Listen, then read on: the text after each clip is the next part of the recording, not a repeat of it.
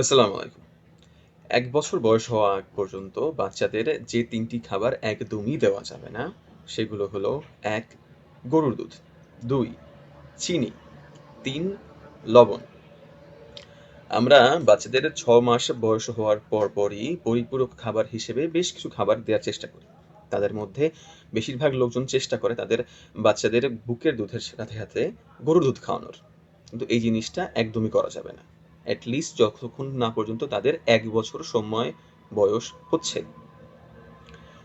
আবার আমরা যখন বাচ্চাদের পরিপূরক খাবার হিসেবে খিচুড়ি, সুজি বা এই জাতীয় জিনিসপত্র খাওয়াই, তখন একটা জিনিস প্রবণতা থাকে মানুষের যে বাচ্চাদের মুখের স্বাদের জন্য যে আমরা লবণ দিয়ে থাকি খিচুড়ির মধ্যে, এই জিনিসটা করা যাবে না। এট লিস্ট ১ বছরের আগ পর্যন্ত এই জিনিসটা একদমই করা যাবে না। হ্যাঁ? আর ৩ নাম্বারে হলো চিনি। চিনির যে ব্যাপারটা অনেক দেখবেন বাচ্চারা খাবার খেতে চায় না।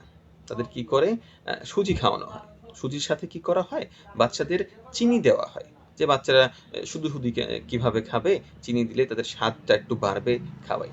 অনেকরা খুব প্রবণতা থাকে সুজির ব্যাপারে। সুজি খাওয়ালে কি হয়? বাচ্চাটা দেখবেন খুব তাড়াতাড়ি মোটা হয়ে যায়, স্বাস্থ্য বেড়ে যায়। তার জন্য বাবা-মা চায় কি? না সুজি খাওয়াই। তাহলে জিনিসটা ভালো হবে। কিন্তু এই জিনিসগুলাই সামনে গিয়ে বাচ্চার শারীরিক বিকাশের এবং স্বাস্থ্যের প্রতি বেশ ক্ষতিকারক হয়ে ওঠে। তাই চেষ্টা করবেন বাচ্চাদের এই ৩ টা জিনিস থেকে দূরে রাখার এট লিস্ট ১ বছর বয়স হওয়ার আগ পর্যন্ত। আবার বলছি ১. গরুর দুধ, ২. চিনি, ৩. লবণ।